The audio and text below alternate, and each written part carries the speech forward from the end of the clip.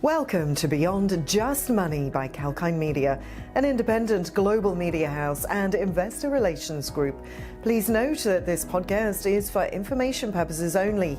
It's not a solicitation or recommendation to buy, sell, or hold the stocks of any company or companies or engage in any investment activity under discussion.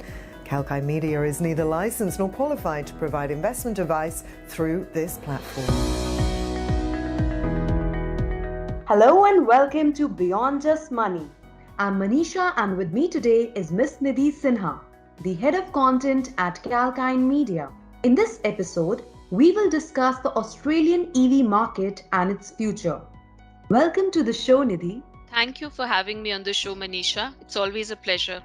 The year 2020 saw global sales of electric vehicles surge by 41% to almost 3 million.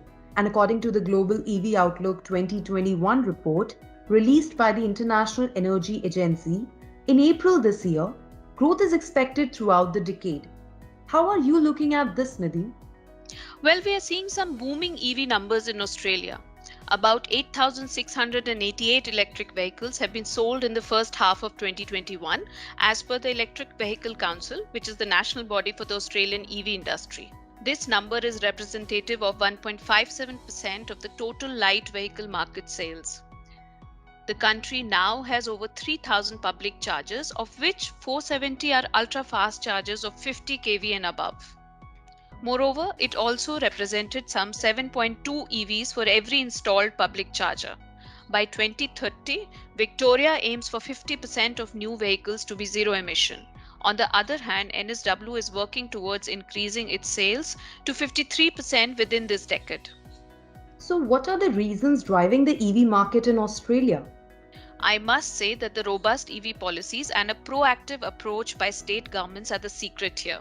For instance, the NSW state government's introduction of the EV strategy was cushioned by an investment of almost $500 million. With more choice to Australian customers, like a greater number of charging stations and better services to support e-mobility, the sector is gaining pace. There are also more private investments towards public charging. State and federal governments are promising funds to private investors for setting up more fast chargers. The federal government has announced 24.55 million Australian dollars through the Future Fuels Fund, in addition to 21 million Australian dollars through its Australian Renewable Energy Agency. So is the picture all rosy in the AU market? Manisha, despite reasonable projections for the future, the number of models in Australia will still be below that of other major countries.